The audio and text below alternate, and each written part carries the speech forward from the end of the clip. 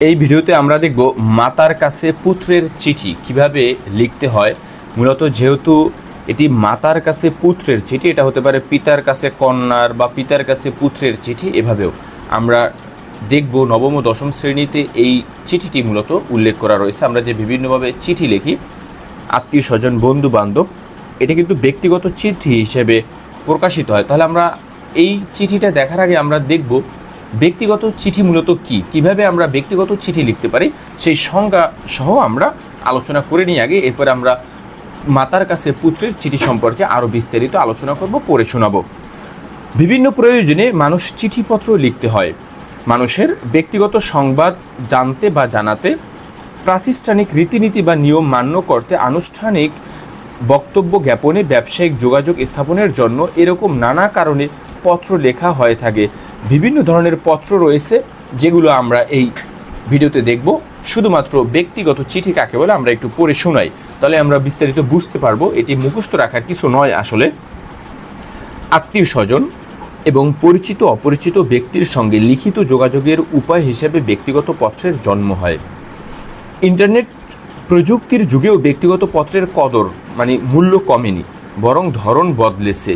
পূর্বে প্রধানত ডাক বিভাগের মাধ্যমে ব্যক্তিগত পত্রের আদান প্রদান হতো, যেগুলো মূলত আমাদের এসএসসি এইচএসসি পরীক্ষাতে লিখতে হয় বা বিভিন্ন চাকরির পরীক্ষায় আবেদনের জন্য বা বিভিন্ন বিষয় সম্পর্কে লিখতে হয় ব্যক্তিগত পত্রগুলো।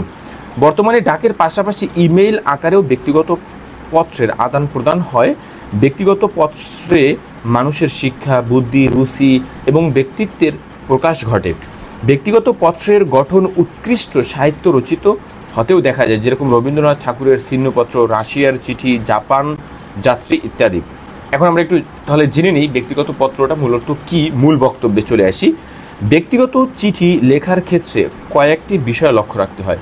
এখান থেকে মুখস্থ বা আপনাদের জানতেই হবে বেসিক এটা। পত্রের শুরুতে পত্র রচনার তারিখ ও স্থানের নাম উল্লেখ করতে হবে, এটা একদম আপনাদের মনে থাকতে হবে। যাকে চিঠি লেখা হচ্ছে, অর্থাৎ আপনি যাকে চিঠি লিখবেন বা আপনি যার কাছে চিঠিটি মূলত পাঠাবেন, তার সঙ্গে পত্র লেখার সম্পর্ক নির্ভর করতে হবে এবং তার উপর সম্বোধন করতে হবে। বন্ধু, মা বাবা বা বড় হলে কি করবেন আপনি সেটা একটু দেখেন। সাধারণত গুরুজনকে শ্রদ্ধেয় বা মাননীয় ইত্যাদি সম্বোধন করতে হয়। বয়সে ছোট কাউকে পত্র লিখতে স্নেহের বা কল্যাণীয় শব্দটা উল্লেখ করতে হবে। আপনারা বলতে পারেন স্নেহের আজিজ, স্নেহের জহির, স্নেহের আসিফ। বন্ধু বা প্রিয়জনের ক্ষেত্রে প্রীতিভাজনেষু দিয়ে সম্বোধন করা হয়ে থাকে। প্রিয় বন্ধু, প্রিয় বান্ধবী বা নাম উল্লেখ করেও বলা যায়। অপরিচিত ব্যক্তিদের ক্ষেত্রে নাম বা পদবীর আগে প্রিয় বা জনাব লিখে সম্বোধন করা হয় বা সম্বোধনের কাজ সারা যায়, যেরকম জনাব আজিজ সাহেব, প্রিয় শিক্ষক ইত্যাদি।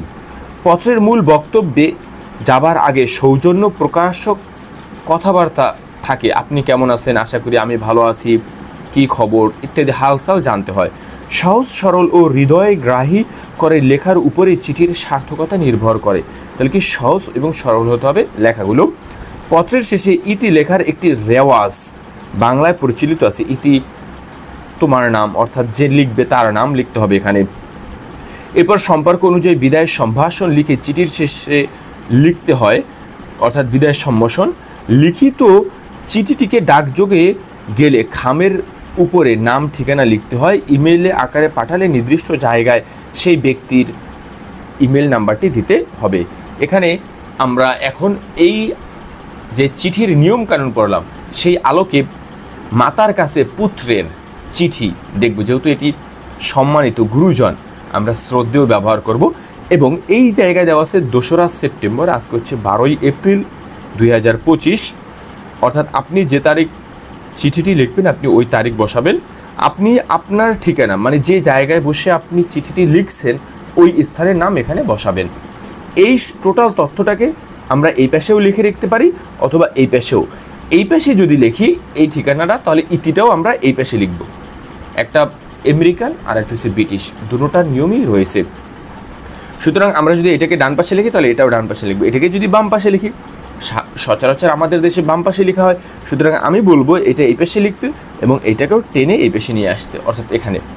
পরে যেহেতু মায়ের কাছে শ্রদ্ধেয় মা, আমার সালাম নিও, আশা করি ভালো আছো। এটা ছিল প্রথম বাক্য, অর্থাৎ প্রিয় লিখে সৌজন্যমূলক বক্তব্য বা কথাবার্তা প্রকাশ। আমি নিরাপদে ছাত্রাবাসে পৌঁছেছি।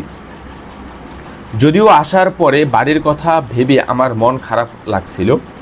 প্রতিবারই বাড়ি থেকে আসার সময় আমার এরকম হয়।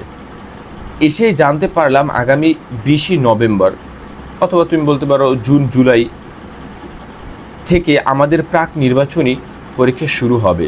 মূলত প্রাক নির্বাচনী পরীক্ষা নভেম্বরেই হয়ে থাকে অথবা অক্টোবরে, তাই পড়াশোনা নিয়ে খুব ব্যস্ত হয়ে পড়েছি।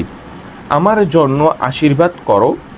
এখানে করো লেখছে, সমস্যা নাই, এটা চলিত ভাষা, যেহেতু মায়ের কাছে লিখতেছে। ছুটিতে বাড়ি গিয়ে লেখাপড়ার খানিকটা ছেদ পড়েছিল, তাই এখন বেশি পরিশ্রম করে লেখাপড়ার সাময়িক ক্ষতি পুষিয়ে নিচ্ছি। মা, আমি তোমাকে আমার জীবনের লক্ষ্যের কথা জানিয়েছি। আমি সেই লক্ষ্য পূরণে যথাসাধ্য চেষ্টা করব, তোমাদের মুখ উজ্জ্বল করার চেষ্টা করব। আসার সময় মেহরাবকে কিছুটা অসুস্থ দেখে এসেছি, মানে ছোট ভাই হতে পারে। এখন ও কেমন আছে জানিও। বাবাকে শরীরের প্রতি যত্ন নিতে বলো। অর্থাৎ এগুলো সব চলিত ভাষা। আমার জন্য চিন্তা করো না, কারণ চিঠিতে আপনি চলিত ভাষা বা আপনার আঞ্চলিক ভাষা ব্যবহার করতে পারবেন। আমি এখন ভালো আছি, ইতি তোমার স্নেহের মাহের। তার মানে যে চিঠিটা লিখছে সে মাহের, সে কোথায় বসে লিখছে? মতিঝিল বসে লিখছে। এখন আমরা দেখব, যেহেতু এটি চিঠি মায়ের কাছে পাঠাইছে, একটা ডাক টিকিট থাকতে হবে, এইভাবে ঘর দেব।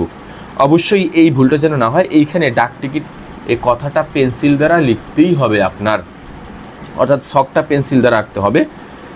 ডাকের জন্য পাঠানো খাম, এই কথাটা লিখতে হবে না, এই কথাটা লিখতে হবে না, এইটা থাকবে শুধু খাম। প্রেরক কে? আপনি পাঠাচ্ছেন, আপনি হচ্ছেন প্রেরক। যেহেতু এখানে মাহের, সুতরাং এখানে প্রেরক মাহের আবদুল্লাহ, 24 আরামবাগ মতিঝিল। যেহেতু আপনি এখানে ঠিকানাটা মতিঝিল দিচ্ছেন, যেহেতু আপনি উপরে ঠিকানাটা এখানে মতিঝিল দিচ্ছেন, তাই খামেও কিন্তু এখানে মতিঝিল লিখতে হবে, এই ভুলটা যেন না হয়। প্রেরক মানে পাঠাইছেন, এমন মনে রাখবেন। প্রাপক মানে প্রাপ্তি, পাবে কে? ফারজানা রহমান। প্রযত্নে আব্দুল আল মামুন, মানে তার বাবার নাম লিখছে, পাবে তার মায়ের নাম। এখানে গ্রাম কামরানির চর, ডাকঘর 5 গাঁও, উপজেলা 2500, জেলা নারায়ণগঞ্জ। অর্থাৎ এটা মায়ের নাম হচ্ছে ফারজানা, আর প্রযত্ন হয়েছে তার পিতার নাম, এখানে বলা হয়েছে আবদুল্লাহ আল মামুন। গ্রাম কামরানির চর, ডাকঘর 5 গাঁও, 2500, নারায়ণগঞ্জ।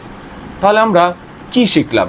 এভাবেই আমরা একটি চিঠি, ব্যক্তিগত চিঠি, মূলত এটি ব্যক্তিগত চিঠি কার? মায়ের কাছে পুত্রের পাঠাতে পারি, অর্থাৎ হোস্টেলে বসে তার সন্তান মায়ের কাছে একটি ব্যক্তিগত চিঠি পাঠাইছে। তার মানে আমরা ব্যক্তিগত চিঠির লেখার ফরম্যাট বা কাকে বলে মূলত এই সম্পর্কে বিস্তারিত এই ভিডিওতে জানলাম। আমরা বিভিন্ন বিষয় প্রথম থেকে দশম শ্রেণীর সকল কিছু আলোচনা করে থাকি জয়েটস লাইব্রেরিতে। অবশ্যই এই পাঠ্যক্রমের সুযোগ সুবিধা ও সমাধান পেতে আপনারা আমাদের সাথে থাকতে পারেন।